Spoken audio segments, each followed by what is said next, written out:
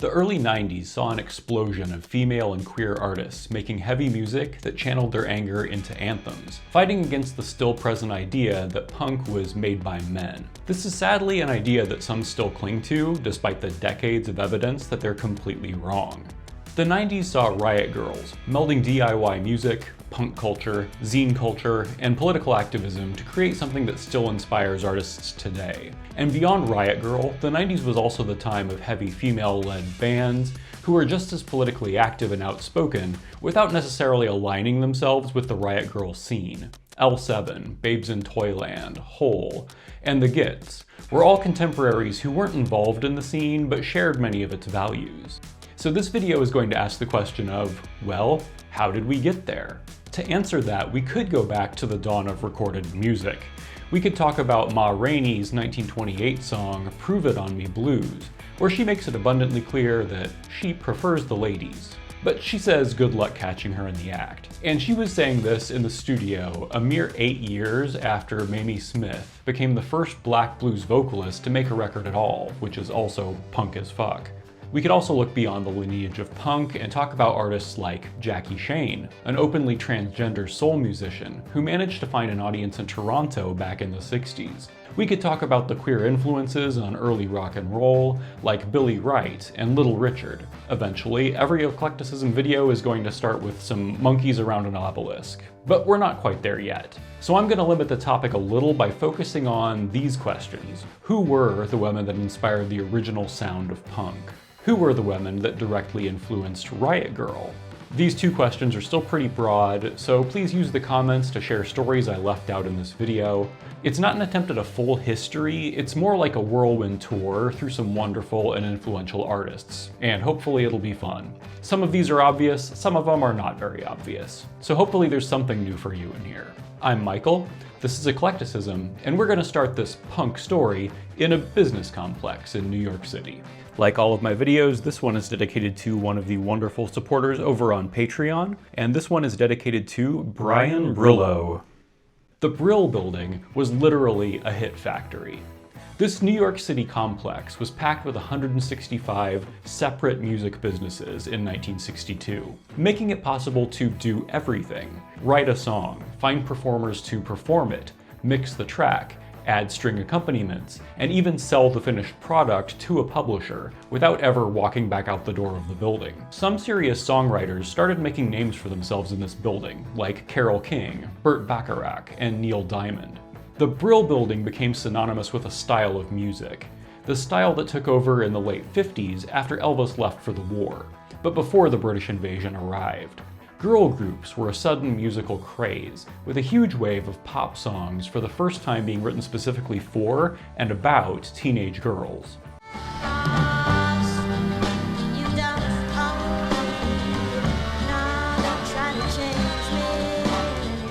Just like the rock and roll craze from a few years earlier, the girl group sound was a melding of white and black musical styles of the time, and it was arguably the first musical movement targeted at a young female audience. Blending in pop with doo-wop and some rock and roll, established songwriters including Carole King and her then husband Jerry Goffin would pen songs from the point of view of teenage girls, and then the girl groups would be chosen to perform.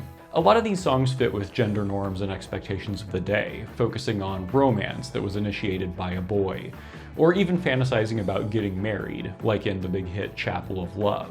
But there were a few bands who embraced a different and less conventional style, like the Ronettes from Manhattan, and like the Shangri-Las. The Shangri-Las, in tight black pants and leather boots, developed a reputation as tough girls. This was partially a marketing strategy for their iconic teenage death song, Leader of the Pack. In this tragic tale, lead vocalist Mary Weiss's bad boy biker boyfriend dies in a crash right after she dumps him.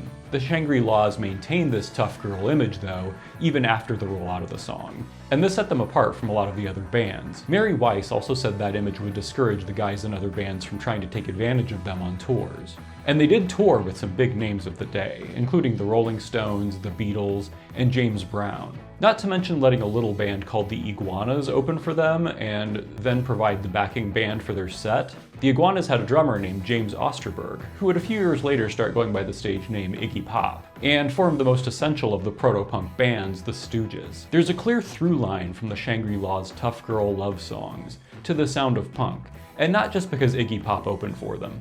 The New York Dolls, who were themselves one of punk's biggest influences, were hugely influenced by the Shangri-Las and the girl group sound. And the opening of their track, Looking for a Kiss, was the opening line from one of the best Shangri-La songs, Give 'Em a Great Big Kiss. When I say I'm in love, you best believe I'm in love, L-U-V. The Ramones, one of the first US punk bands, mentioned Shangri-Las as a big influence on their sound, and you can absolutely hear the connection between the girl groups and the Ramones' poppy take on punk. And then, the very first UK punk single, New Rose by The Damned, opened with another line from a Shangri-Las song, this one from Leader of the Pack. The Shangri-Las were an all-girl band that went against some of the cultural norms of their time. Yes, they were a manufactured band, and no, they didn't write all of their own songs, but within the context of their time, they were showing younger women an option that wasn't demure or polite or ladylike for the time period. The Shangri-Las lead vocalist, Mary Weiss, once said, "The Shangri-Las were punk before punk existed, and you wouldn't have the Ramones or the New York Dolls if you hadn't had the Shangri-Las first." At around the same time as the Shangri-Las, a girl group called the Tremolons were getting started in Michigan. Often marketed specifically as an all-girl band, this became both a selling point and also a barrier for them. When you're marketed as a novelty, the focus can distract from your actual talent. The band morphed into the Loved Ones to go along with their changing sound over the years, and in this new incarnation, they were inspired by DIY garage bands of the era. Downtuning her guitar, the band leader and songwriter Char Vintage adopted a seriously fuzzy and dark guitar tone for the era, which you can hear in full force on their track Up Down Sue, which opens the playlist down in the description for this video. This track is great, and it's something that would have been right at home on a garage band compilation like Nuggets, but that compilation chose to only include male artists at the time. Another Loved Ones standout is Dance Kid Dance. This is a bleak anti-war song, matching the grim subject matter with Char's ominous vocals, where she sings about how you should enjoy dancing and having fun now, since you could be sent off to war at any time. Still largely unknown, this Michigan band made a few very forward-looking, dark and angry songs, and this was a long time before the punk movement. So when did punk actually start? There are a million different moments that you could argue for. Sometimes the first Sex Pistols gig is pointed to as the starting point, but this was significantly after Iggy Pop had already recorded Search and Destroy. It was after the New York Dolls had recorded all their most influential work. It was after Vivienne Westwood had designed fashion that would go on to define the UK punk aesthetic, a lot of which seems similar to the style of Richard Hell from a few years before. Hell's first band, Television, was the first band to perform at CBGB's. This was a stage where Blondie would gain fame. Debbie Harry's punk meets new wave band. It was where the Ramones would make a name for themselves. And Talking Heads? And Talking Heads, with Tina Weymouth's iconic bass work. The B-52s, a campy, brilliant band inspired by not just girl band music, but the beehive hairdos popular in that girl group scene. 4 out of 5 of the original band members were gay or queer, and identified as such, even back then when it was quite stigmatized to do so. But before the B-52s, before Blondie, there was Patti Smith, an icon of the 70s punk era in New York. She was influenced more by Arthur Rimbaud and Bob Dylan than by the New York Dolls, but she was inspired by both. Her blend of attitude, experimental spirit, and intense performances would connect with audiences and make her one of the central figures in the CBGBs and New York City art scenes. Horses is a classic you probably don't need me to tell you about, but it would be kind of ridiculous to try and make this video and not talk about it, so let's talk about it. It opens with a total reconceptualization of the song Gloria by Van Morrison's early rhythm and blues band Them. The original was a song telling you about his baby. Specifically, he tells you 2 things about his baby: her exact height and the fact that they like to fuck. Smith's version only includes a few lines from the original, and opens with the line, "Jesus died for somebody's sins but not mine." And her opening verse insists on her own ownership of her choices, even her bad ones. "Thick heart of stone, my sins, my own, they belong to me." The singularity of this opening track, the fact that she comes out of the gate this confident, and with such a distinct fusion of aggression and poetry, in my mind it's one of the strongest album openers of all time, and this was on her debut. She's been called punk rock's poet laureate on the strength of her lyrics, but with the Patti Smith group she also showed an experimental flair for challenging song structures and songs that evolved dramatically over their runtimes. She also refused to adjust her appearance in order to cater to the male gaze. But in general, her garments were androgynous, coming from a wardrobe she shared with photographer Robert Mapplethorpe. It was a look that evaded the sex symbol status she could have easily adopted if she'd wanted, instead challenging the boundaries of what women in rock bands could look like at the time. The first era of her career with the Patti Smith group would deliver only classics, and then with a subtle wave goodbye on the cover of her fourth album, Wave, she'd move her focus to her private life for a good while. But over the last half of the 70s, she'd already changed the shape of music, and showed one way of completely being yourself as an artist.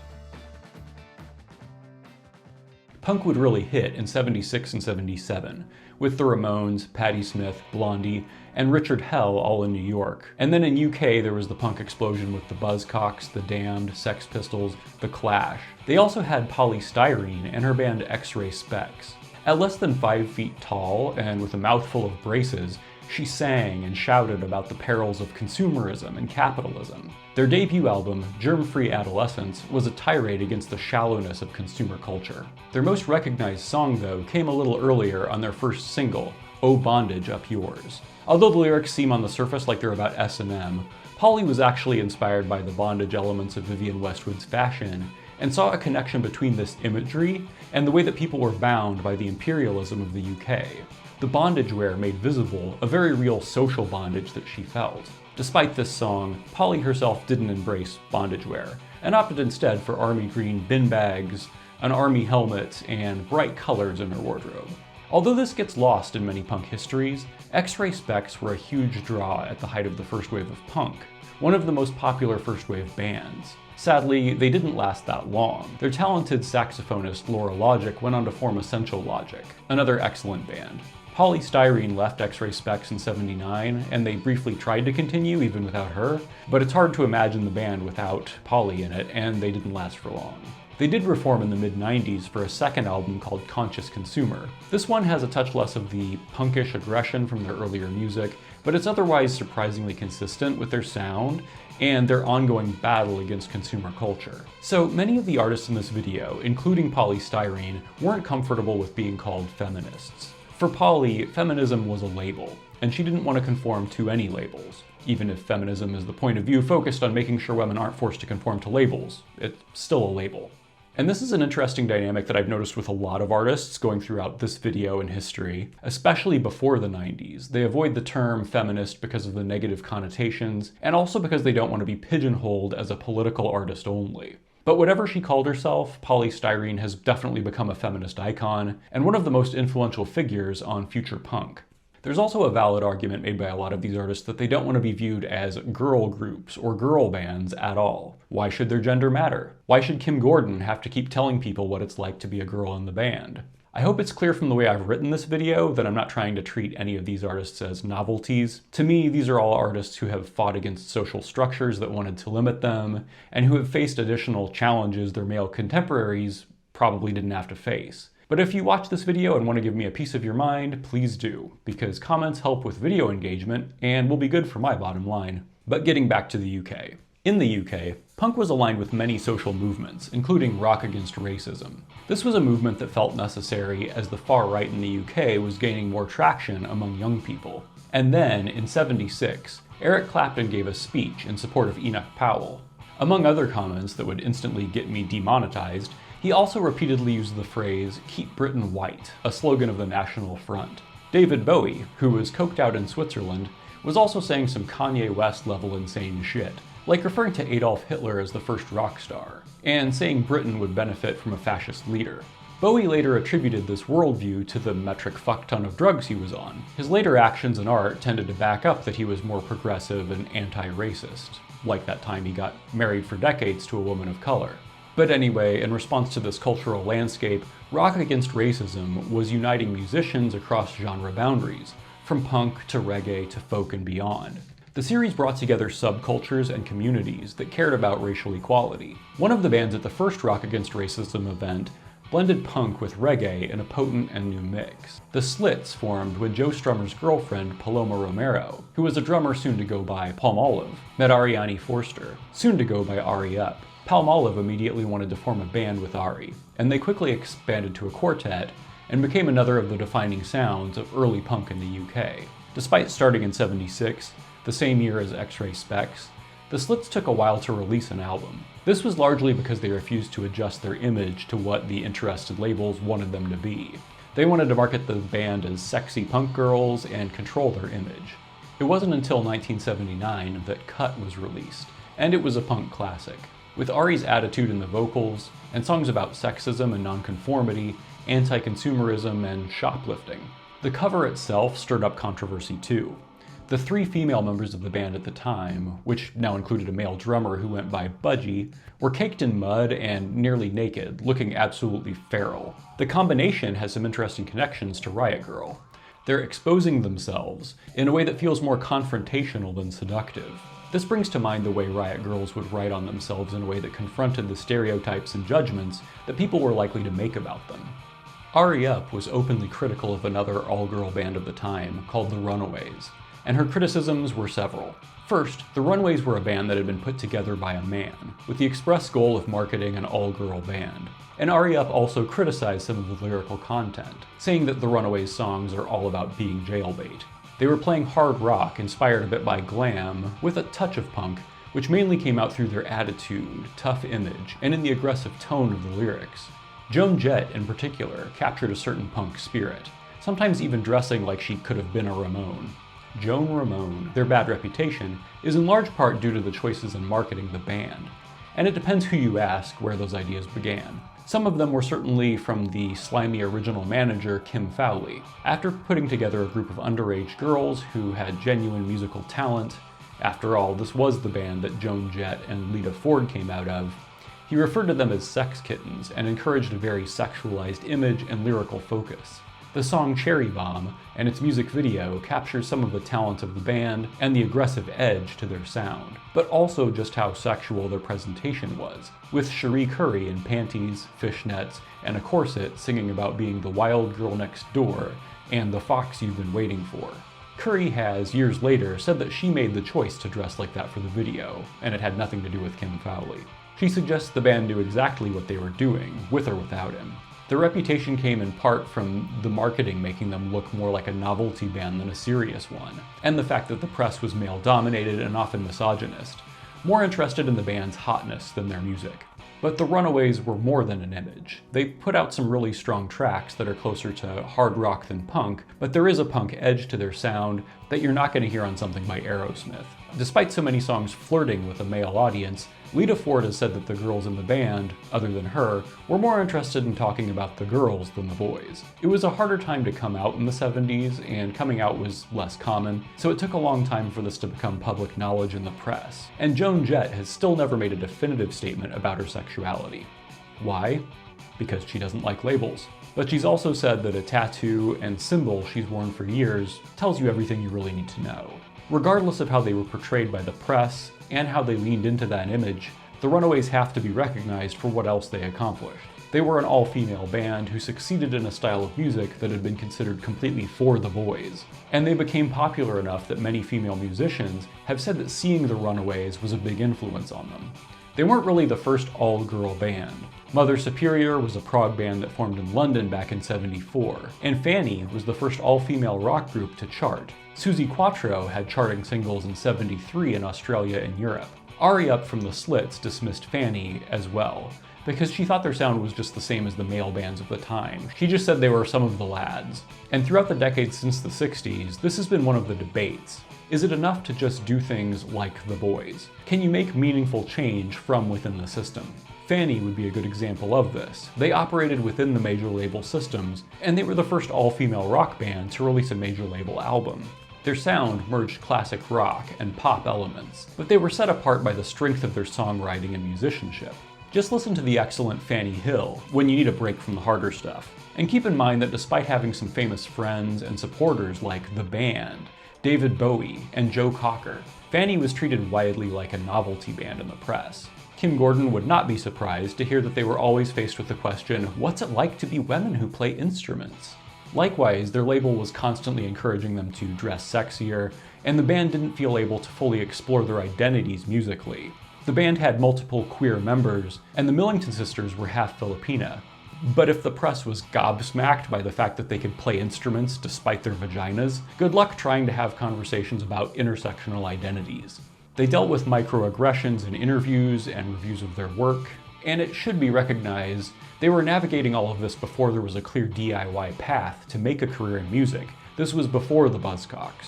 In Subversive Pleasure, Feminism and DIY Hardcore, Brian E. Bainan writes about how the hardcore punk scene in DC, which was at the time centered around Discord Records and youth crew culture, became an increasingly hostile space for women due to the violent slam dancing and moshing that was becoming more and more popular at the time. The mosh pit was a particularly dangerous space for a woman, where violence or assault could be easily disguised by the chaos of the situation. And this was also an era where the main way of showing your membership in the culture was to get into the pit. Women responded to this shift in a variety of ways. Some migrated away from the scene altogether, but others decided to just go harder than the boys. Chicks Up Front was a straight-edge girl gang who would outmosh the boys and fight for a space up front at the shows, defending their perimeters as they used their numbers to protect themselves. There are some parallels between this and the idea of incrementalism, the idea that fighting for your own space within the current power structure will lead to eventual improvements in the system. But the problem with Chicks Up Front is that not everyone is going to be physically able to fight back against the hostility in the straight-edge crowd. So if you're a girl, a smaller guy, or someone with a disability going to a show, Girls to the Front hasn't actually made the environment less dangerous for you. It's just another group to watch out for at that point. So what does all this have to do with Fanny? Like incrementalism, these are both situations where the status quo wasn't really challenged. The culture was still to conform enough and look sexy enough to not challenge men too much. But on the other hand, Fanny did break through barriers. Bands like the Go-Go's and even the Runaways said that they were inspired by Fanny. So two things can be true. Maybe these bands could have more meaningfully fought against the patriarchy, but maybe if they had, they wouldn't have broken through the barriers that they were up against. Maybe they wouldn't have been some of the first pioneers in this space. One could argue that this doesn't reflect the DIY and anti-conformity principles that punk culture was built around. And this led some musicians to taking on the question of whether feminist music should actually sound different from the male-dominated styles of music. And we're going to circle around to the Women's Liberation Music Project, whose artists confronted some of the assumptions of music culture altogether. But we're not there quite yet. First, let's talk about another political punk movement that centered on the UK. Because the UK's anarcho-punk scene had a lot in common with Riot Grrrl. First, you have a punk subculture that's equally or more focused on politics than it is on just making music. This was a scene that centered around bands like Crass, The Subhumans, and Flux of Pink Indians. But these bands were all highly involved in UK politics, and not always in full political agreement with each other either. Crass formed their own record label so that they could stay outside of the major label network, and Crass Records was home for some other anarcho-punk bands, including Poison Girls. Instead of cardboard record sleeves, many of the Crass Records designs were folded artwork full of incisive lyrics and art that was inspired by, and would go on to inspire, zine culture. Their artwork confronted police brutality, animal cruelty, and misogyny.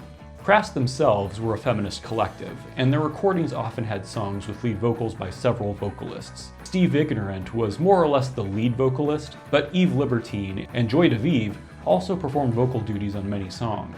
And then for their third album, they wanted to present a fully female point of view, and Penis Envy was born. Penis Envy is incredibly forward-looking punk for the time, with more political fury than most of their contemporaries, and more musical complexity too.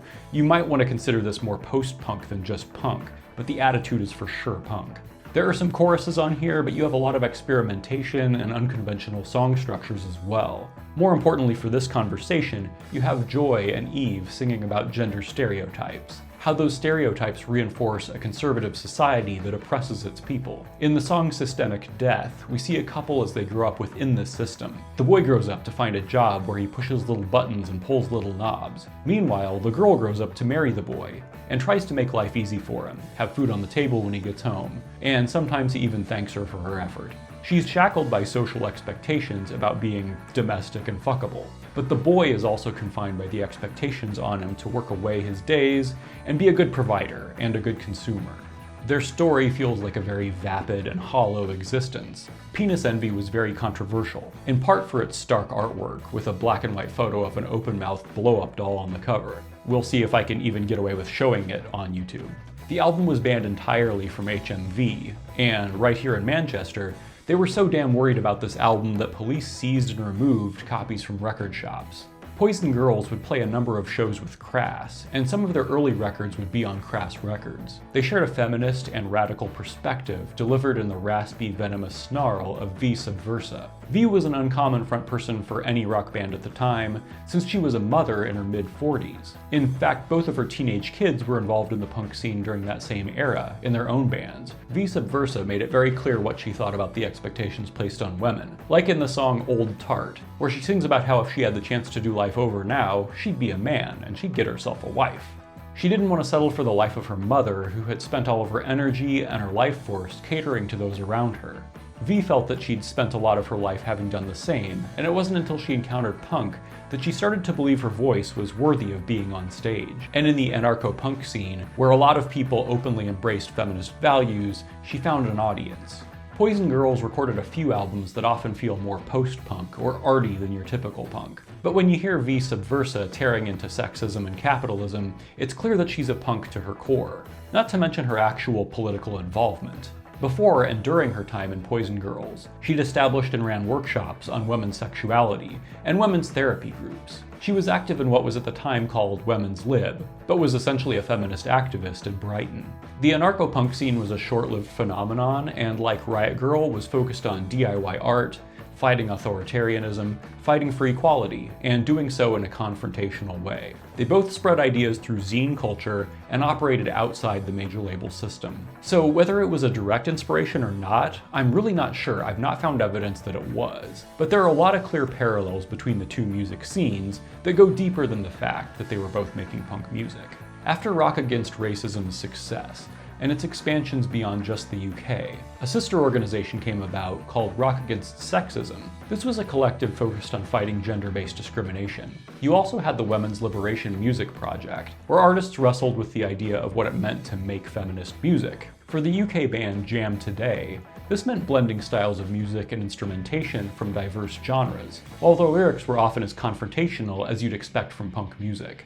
Ova challenged the usual structures of a band as well. There was no permanent lineup and no fixed lead singer. They tried to maintain a democratic band structure, where no perspective was privileged above the others. There was no band leader.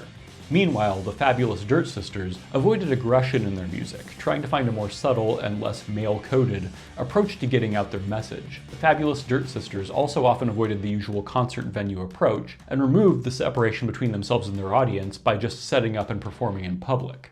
The WLM artists went further than just performing, though. They also set up skill-sharing workshops where they would give women the opportunity to experiment with instruments and other recording equipment in a safe space. The combination of DIY artists and a focus on real activism and community makes this women's liberation movement feel like it could have been a major influence on Riot Grrrl, if the movement had received much mainstream press, which it did not. And once again, I'm not sure whether this was a direct inspiration to anyone involved, or whether it just shared the same goals because there was an obvious need for this kind of thing. The Riot Grrrls were definitely aware of the Raincoats, though. So we've covered a lot of bands that have undoubtedly influenced Riot Grrrl, but we're now circling around to the band who are the clear, definitive, #1 biggest inspiration on the scene. And I'm only being slightly clickbaity with that. And the Raincoats naturally encapsulated many of those goals behind the women's liberation movement, while making some of the best albums to come out of the punk scene altogether. The Raincoats were mainly the project of Anna Da Silva and Gina Birch, who rotated through a cast of exploding drummers and other members over the years. The creative tension between these two was a big part of the magic. Though very DIY, the Raincoats were more subtle and lacked the aggression that usually goes along with punk. Their music feels very personal, almost like they're playing for each other and not for you. There's a subtlety in the music and the lyrics much of the time. It's confrontational by totally defying expectations for punk music, and even for pop song structures that inform most rock-based music. The song structures often feel elusive, to the point that they've been accused by some fools of not knowing how to play their instruments properly, a really ironic thing to accuse a punk band of. The songs on their self-titled debut often feel like they're about to just fall apart, and tempos shift rapidly. It's sometimes dissonant, and the prominent violin is played unconventionally, making something that feels at once gentle but confrontational. Lyrics wrestle with social issues, but do so in a more poetic and personal way than they could, never tossing around slogans. Off-Duty Trip is the story of a woman being forced by her date at a park. A date who feels entitled because he bought her drinks, and she was willing to hold his hand. One highlight of the debut is their cover of Lola by the Kinks. The original already celebrated gender nonconformity, with its lyrics about Lola who walks like a woman but talks like a man.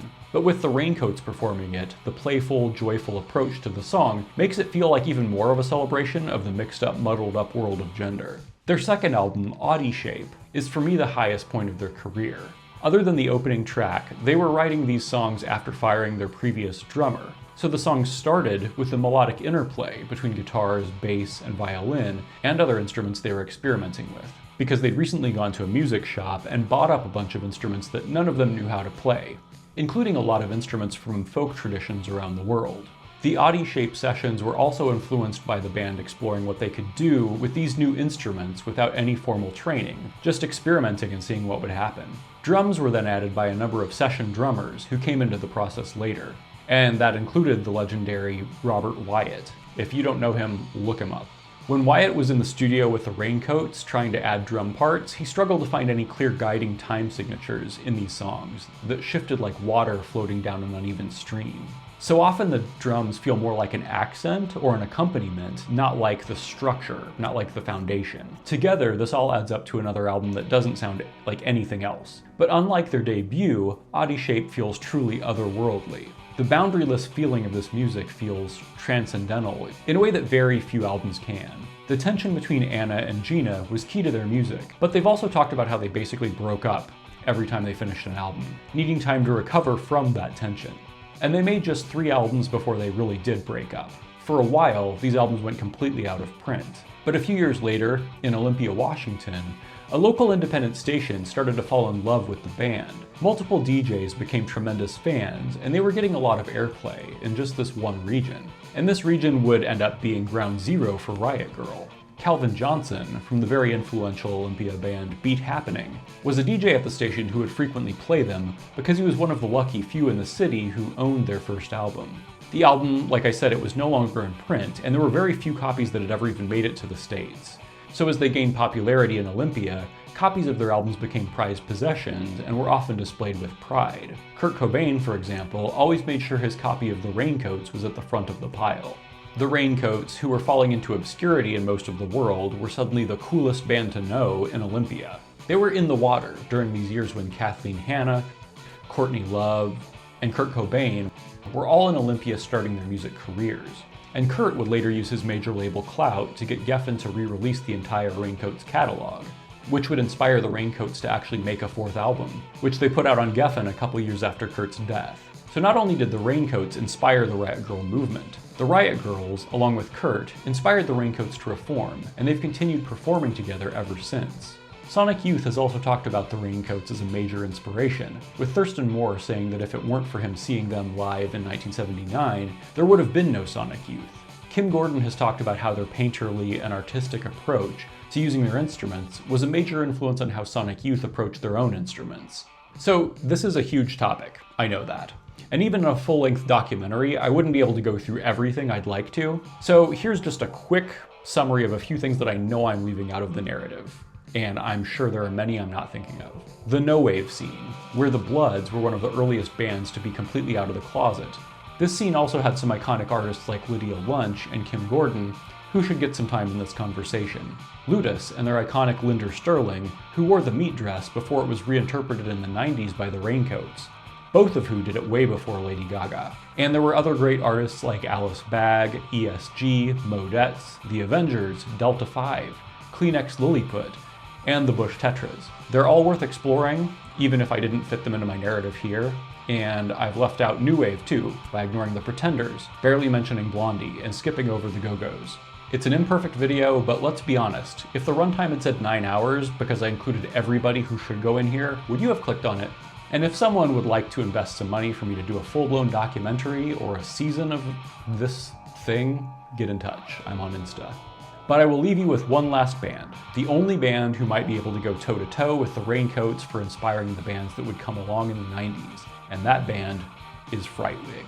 The story, according to Courtney Love, is that she, Jennifer Finch, and Kat Bjelland all saw Frightwig one night, and were so inspired they decided to all start their own bands. And out of that moment, we ended up with L7, Babes in Toyland, and Hole. 3 bands that are often talked about in conversations around grunge or alternative, but all bands that also shared the values and the fury of the Riot Grrrl scene.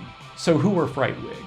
They formed in San Francisco in '82, and their sound was always DIY, sometimes punk, sometimes exploring other musical approaches with touches of dance punk, or songs that feel just slightly edged with metal or new wave at times. But their guitar sound has a lot in common with what would get more popular in 90s alternative. So on some of these tracks, this feels like it would have been part of a later scene, sort of a proto-grunge type thing. Not something you'd hear in the early and mid-80s, unless you were listening to Flipper or Wipers. They were musically experimental, and lyrically have some of the most potent proto-Riot Grrrl lyrics, direct and dark and confrontational. Their debut album, Cat Farm Fabu, came out back in '84, and it sounds more musically reminiscent of groups like Babes in Toyland or Hole than it does the official Riot Grrrls. There's a musical variety here, and an attitude as confrontational as any of the bands we've talked about. Then their second album, Faster Frightwig Kill Kill, is also really consistent proto-Riot Grrrl. I will say that I have the most familiarity with their newest album, created after reuniting, and this one came out in 2023. We Need to Talk has some very strong standout tracks, including War on Women, and A Man's Gotta Do What a Man's Gotta Do. Another strong standout is What is Love, which is a reflection on a series of bad relationships, at one point referred to as a toilet bowl of boyfriends. This song has a strong hook and some of the funnier lyrics on the album, including this gem: "Sex and shit are inches apart, but neither are anywhere near the heart." The album does feel a bit uneven, with the slower tracks holding it back in my opinion, but that doesn't take away from the fact that they're clearly coming back with the same kind of energy that they had way back in the 80s. And they still have plenty to rage against in the modern era. Well, since nothing's improved, I guess they're raging about the same things. So if you've missed out on Frightwig, who have a staggeringly low listener count everywhere that I've looked, you should really look into them. So to sum up, the path from girl groups to Riot Grrrl was paved by musicians who fought within the major label system, and by others who did it DIY from the beginning. Some of these bands are remembered and given the flowers they deserve, and others are still a bit unrecognized. I hope you try out some of these artists and see what you think. Let me know what you think in the comments. And let me know who I left out, and why you think they're an important part of this story. Let's make the comments section another resource. The story does not end there, though. We're stopping this one on the cusp of Riot Grrrl. Can you guess what I'm going to talk about next time? Thanks for watching Eclecticism. Please enjoy the playlist in the video description if you'd like to hear a human-curated playlist of some of the best tracks from these artists. If you enjoyed this fairly all-over-the-place journey through music, and you want to explore more of the big world of music and its history, consider subscribing. Or join us over on Patreon, where you can see extended versions of all my videos, with music samples included. I'm Michael, this is Eclecticism, and I'll see you next time.